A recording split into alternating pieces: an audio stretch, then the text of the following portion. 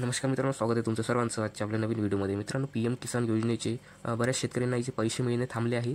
काही इथे शेतकरी आहेत ज्यांना PM किसानचे कुठलेच हप्ते आले नाही किंवा आत्तापर्यंत त्यांना काहीच मिळालं नाही. यामागे नेमके काय कारण आहे आणि यावर तुम्ही काय करू शकता उपाय, तर हे आपण संपूर्ण आजच्या व्हिडिओत बघणार आहोत. तर बघा, तुमच्या कागदात काही त्रुटी असली तर काय तुम्ही इथे अपात्र ठरणार आहात. तर असे शेतकरी अपात्र का ठरतात ते इथे बघूया. इथे काही कारण दिले आहेत. त्या कारणात जर तुम्ही असाल तर तुम्ही इथे अपात्र असणार. केंद्र सरकारने काही निकष ठरवले आहेत ज्यामुळे खालील प्रकारच्या शेतकऱ्यांना PM किसान योजनेच्या लाभापासून वंचित राहावे लागू शकते. तर इथे काय कारण आहे ते बघून घेऊया काय की नाही. सर्वात प्रथम, तुम्ही महाराष्ट्राचे रहिवासी असले पाहिजे. नंबर 2, संविधान जर तुम्ही पदावर असाल एखादी तर तुम्हाला इथे कुठला लाभ मिळणार नाही.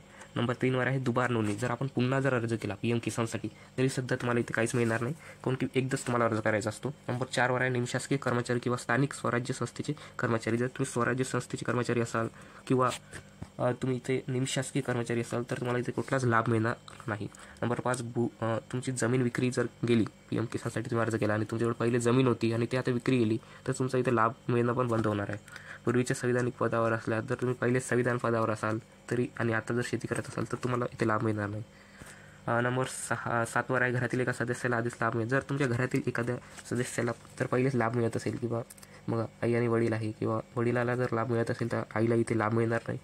आणखी मग संस्था किंवा ट्रस्टच्या मालकीची जमीन असल्यास किंवा एखाद्या संस्थेची जमीन आहे आणि त्यावर तुम्ही शेती करता तर ती जमीन तर तुमची नाही ना, म्हणून तुम्हाला हा लाभ मिळणार नाही. तो लाभ तुम्हाला इथे मिळणार नाही कारण ती जमीन तुमची नाही आहे, संस्थेची आहे.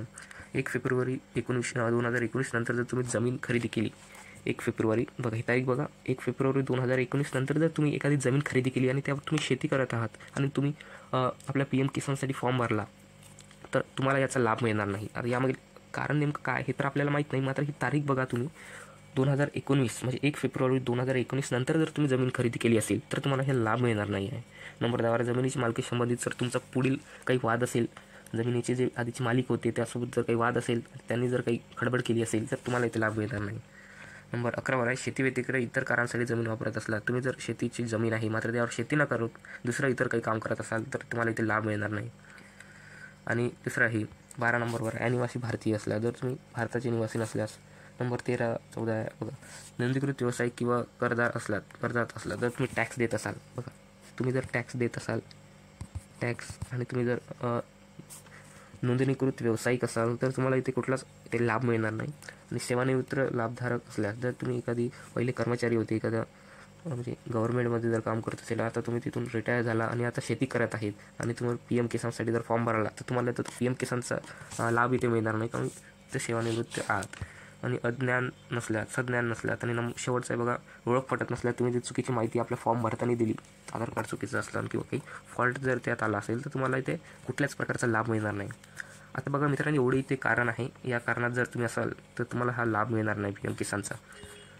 आता हा लाभ सुरू ठेवण्यासाठी काय कागदपत्र तर आपल्याजवळ असली पाहिजे. बघा, फॉर्म जर कोणी भरत असेल तर कागदपत्र इथं बघून घ्या काय लागतात. आधार कार्ड, 7/12 उतारा, बँक खात्याचे तपशील म्हणजे बँक अकाउंटचे माहिती, शेतकरी नोंदणी क्रमांक म्हणजे फार्मर रजिस्ट्रेशन नंबर, ही एवढी कागदपत्रे तुमच्याजवळ असणे गरजेचे असते.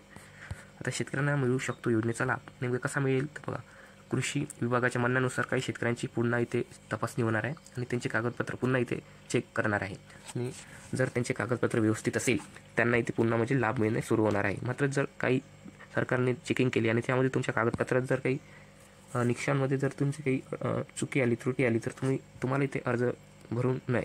तुमची जर बघा काय म्हणणं यांचं की जर PM किसान योजनेचा लाभ पुन्हा मिळू शकतो, मात्र जे सरकारच्या निकषामध्ये बसत नाही त्यांना इथे अर्ज करू नये. जे निकषांमध्ये आपण वरती निकष बघितले त्यामध्ये जर तुम्ही बसत असाल तर तुम्ही अर्ज करू नका, कारण तुम्हाला PM किसानचे पैसे मिळणार नाही.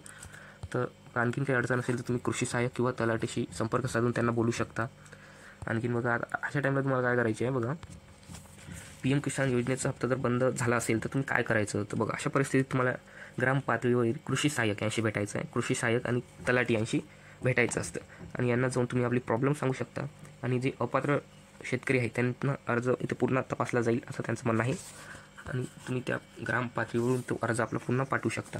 जर कागदपत्र तुमची योग्य असतील, व्यवस्थित असेल सर्व, तर तुम्हाला इथे पुन्हा आपला हप्ता मिळायला सुरुवात होऊन जाईल. तर अशा प्रकारचा व्हिडिओ आहे मित्रांनो. आवडला असेल तर नक्की लाईक करा, चॅनल नवीन असेल सबस्क्राईब